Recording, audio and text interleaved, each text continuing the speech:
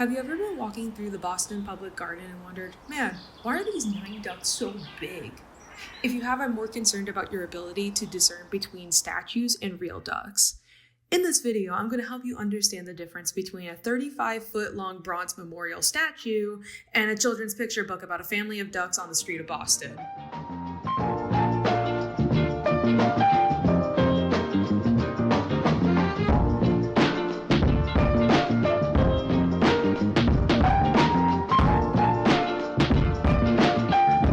Our story begins on September 15th, 1914. A man by the name of Robert McCloskey was born in Hamilton, Ohio. That's right, a children's book that became the pride and joy of Boston was not written by someone from Boston. I imagine this has the same ego death as Patriots fans when they are reminded that Tom Brady is from California and not a BU superstar athlete the entire time. Robert was born to Howard and Mabel McCloskey, with 2 sisters named Melba and Dorothy. With family names like that, I am unsurprised that he became a children's book author. Robert was always a bit of an artist. Being a kiddo in the 1920s and 1930s, he played piano, drums, oboe, and the harmonica. He was also a sculptor at his local YMCA. While being a camp counselor at that YMCA, he would carve a 500-pound cedar bulk totem that stood there for the next 50 years. And he did all of this before the age of 20.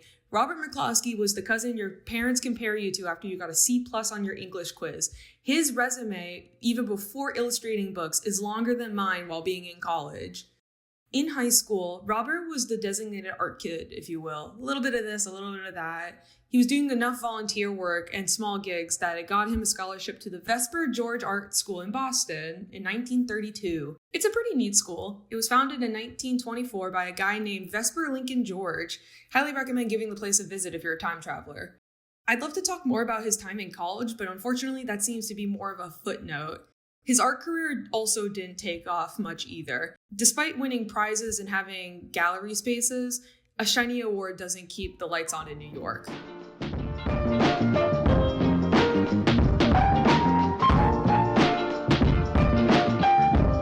While on spring break, Robert had the realization that he should probably make a pivot from oil and watercolor gallery paintings. Sorry, painting majors, commercialism wins over the fine art once again. Robert and a few of his buddies would go on spring break back to New York to eventually meet May Massey. Now, who's this May guy? Besides the irony of him also being born on May 1st, May Massey was an editor for the Viking Press. This was a publishing company under a slightly more well-known publisher, Penguin Random House. This Massey guy was also not an ordinary editor either, if his Wikipedia page is anything to go by. They would publish books such as Corduroy, The Story of Ferdinand, and The Outsiders. Needless to say, Robert really met the right guy at the right time. 3 years passed after their first meeting before Robert brought a draft of his first book, Lentil. It was an illustrated book about a boy from Ohio who couldn't sing, so instead he learned the harmonica. No idea where I've heard that before. May Massey published it, and it was released to a fairly good reception. But you, dear viewer, are probably staring at the screen begging me to get on with it because you yearn for the ducks. I too yearn for the ducks. And Robert yearned for the ducks, because that would be the next book he would write.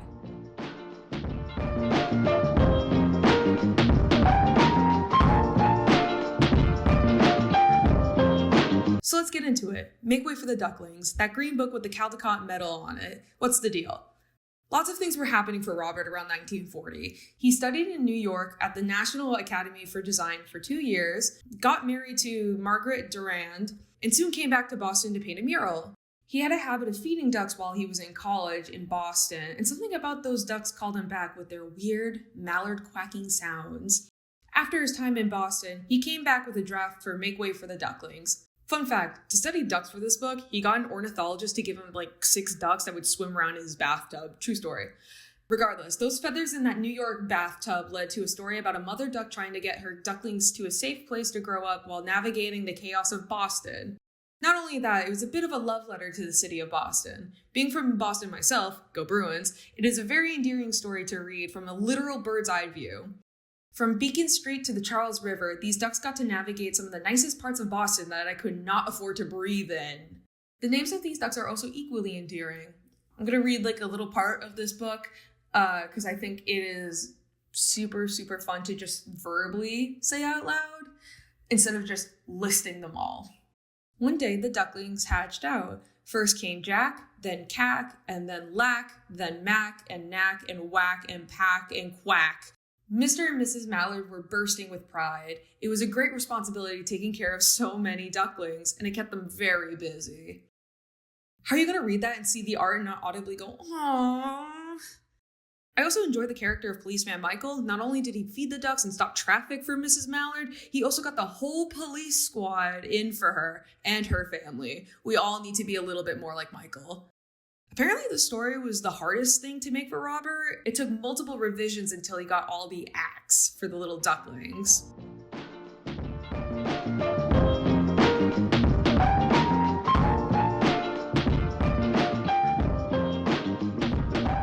The swan boats, the public garden, the corner stores, and the community coming together for a family of ducks, it was a recipe for success. The book would go on to sell over 2 million copies. It won the Caldecott Medal, and I think it's safe to say that people really like this book. But the script is getting long enough, and I imagine myself in the edit right now, it probably hates the length of this too. So let's speedrun some post-Ducky information. Robert McCloskey would be drafted to serve in World War II as an artist for Army training manuals, write and illustrate 5 more books, have 2 daughters that would inspire some of those books, and win another Caldecott Medal and 2 Caldecott Honor Awards.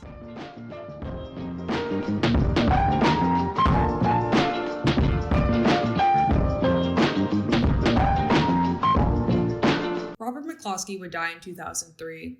Despite some of my humor, Robert had a passion for creating. Although I would never have met the man, there's a sense of kindness in his work, a sense of joy, whimsy, and appreciation for the places that inspired him as an illustrator. Make Way for the Ducklings is a book that was read to me before bed. As a kid, I'd beg and beg for that big green book read to me right before I fell asleep. I loved the mallards. I loved seeing the place that I grew up in my picture book. I think the city of Boston also loves seeing itself in that book. Its love stands as a 35-foot-long bronze statue of 9 ducks in the public garden that gets dressed up throughout the year. Thanks for watching.